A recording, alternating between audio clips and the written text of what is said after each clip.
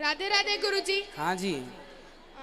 जय श्रीमन नारायण। जय श्रीमन नारायण। गुरुजी, आपको क्यों लगता है कि हम लोग बंदरों से नहीं हुए हैं, प्रजाति हमारी? अच्छा, आपको क्यों लगता है? आपको गुरुजी? इसलिए लगता है बेटा क्योंकि हमारे पुराणों में लिखा हुआ है कि हम ऋषियों की संतान हैं। गुरुजी, साइंस कहता है कि हम लोग होमोडाइन्स प्रजाति हैं। जब हमको इवोल्यूशन चाहिए, हम लोग को जब स्ट्रक्चर चेंज चाहिए हमारी बॉडी में, जब हम लोग को अपने हिसाब से चाहिए, जब हम लोग को चेंजेस चाहिए, तो बंदर जो बंदर आजकल बंदर बन के रह गए और हम लोग इंसान बन गए। पहले होमोडाइन्स प्रजाति थे जो कि है ना गुरुजी बहुत ज़्यादा संख्या में हो चुके थे। तो कई लोग है ना ज़मीन पे उतर आए और कई लोग अभी तक जो थे फॉरेस्ट में थे, जंगलों में। तो उन लोग को कोई भी ज़रूरत नहीं थी चेंजेस की, क्योंकि उनको अच्छे से खाना पीना मिल रहा था। और जो कई होमोडाइन्स थे जिनको खाने की कमी हो रही थी, वो लोग निकल पड़े ज़मीन की तरफ। तो जब वो ज़मीन की तरफ निकले तो उनके अंदर चेंजेस आने लगे, वो खेती करने लगे। तो धीमे धीमे उनका स्ट्रक्चर चेंज होने लगा। वो लोग, उन लोग की जो पूंछ थी वो भी कम होने लगी और वो इंसान के रूप में धीमे धीमे आने लगे और होमोडाइन्स प्रजाति से हम लोग इंसान बन गए, ऐसा साइंस मानता है। साइंस भी मान ही तो रहा है ना। साइंस भी कहता है कि होमोडाइन्स जो है वह धीरे धीरे बंदर से मनुष्य हो गया। कोई प्रूफ है साइंस के पास?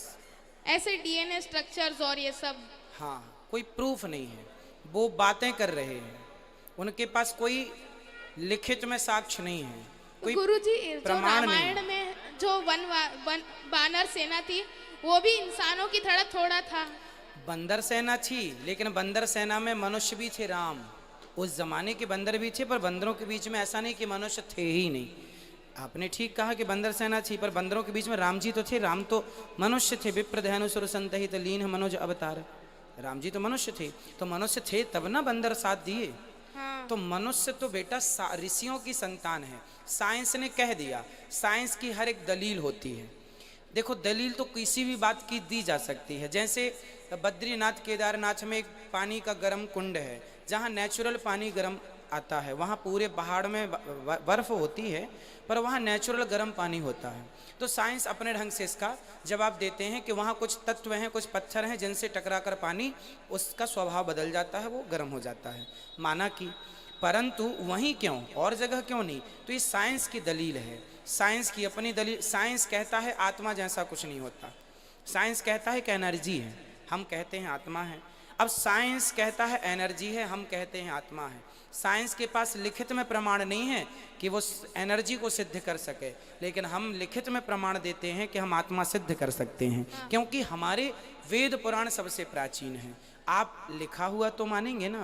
हाँ, तो लिखा ही सत्य मानना। कहने को तो डार्विन ने कह दिया कि हम बंदर की संतान हैं, तो कह देने से क्या है? आप कह दीजिए कुछ भी। अच्छा बताइए, साइंस भी, साइंटिस्ट जो एक साइंटिस्ट जो शोध करता है, उससे बड़ा साइंटिस्ट आकर के उसके सिद्धांत को नकार देता है। ऐसा हो तो बहुत सारी थ्योरी ऐसी हैं, बहुत सारी थ्योरी ऐसी हैं जिसको एक बड़े वैज्ञानिक ने नकार दिया, नहीं जी ये तुम गलत कह रहे हो। हाँ या ना?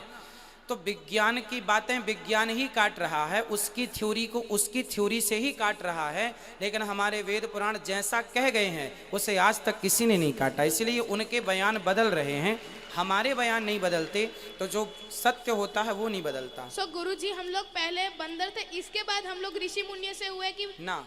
हम नेचुरल प्रकृति सबसे पहले, हमारे यहाँ उस दिन का प्रमाण है जिस दिन से सृष्टि स्टार्ट हुई, सृष्टि का स्ट्रक्चर तैयार हुआ।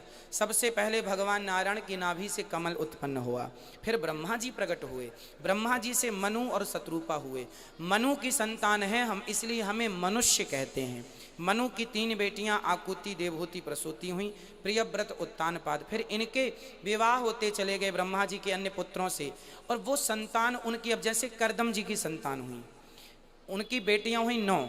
वो 9 ऋषियों को ब्याही गई। जैसे अनुसुईया माँ विवाही गई अत्रि जी को, वशिष्ठ जी को विवाही गई अरुंधति माँ। तो वशिष्ठ गोत्र किसी का है? आप में से कितने लोग हैं जिनका गोत्र वशिष्ठ है? ये तो ये वशिष्ठ ऋषि की संतान है। मेरा गोत्र सांडिल्य है, मैं सांडिल्य ऋषि की संतान हूँ। आपका गोत्र क्या है? वत्स। वत्स। आप वत्स नाम के ऋषि हुए हैं, उनकी संतान है। हम भारतीयों के पास गोत्र है। क्यों गोत्र है? क्योंकि हम लिखित में चलते हैं। हमारे यहाँ देखिए आज 2022 चल रहा है, हाँ गुरुजी। ठीक है, पर हम लोग सन को नहीं मानते, संवत को मानते हैं। तो हमारा संवत तो आज 70 पार कर गया और 2022 में दुनिया है। तो लोगों के पास प्रमाण नहीं है उनकी बातें सिद्ध करने के लिए, यहाँ तक कि साइंस के पास भी मोहनजोदड़ो हड़प्पा संस्कृति से प्राचीन कोई इतिहास नहीं है। वो सिद्ध किस आधार पे करेंगे किसी चीज को, है ना। और इंसान से इंसान ही होता है, बंदर से बंदर ही होता है ना। आप सोचें कि बबूल के पेड़ में कभी आम लग जाए, क्या पॉसिबल है? नो। फिर बंदर से इंसान कैसे पॉसिबल हो सकता है? जो वनवासी में लोग थे जो बात कर सकते थे, वो लोग कहाँ गए? आज भी हैं, छत्तीसगढ़ के जंगल में चले जाइए, आज भी वहां पर बिना कपड़ों के रहने वाले लोग, जंगली लोग आपको आज भी मिल जाएंगे, धनुष बाण चलाने वाले। थैंक यू गुरुजी, मेरे प्रश्न का आपने वो सॉल्व कर दिया। राधे राधे गुरुजी, मेरा अपना आशीर्वाद दे दीजिए। खुश रहिए, राधे राधे। बहुत सुंदर, देखिए बच्चे के लिए ताली होनी चाहिए, गजब के सवाल हैं। ऐसे साइंटिफिक प्रश्न आप लेके आए तो आपका भी ज्ञान बढ़े, औरों का भी ज्ञान बढ़े, हमें भी बोलने में अच्छा लगे।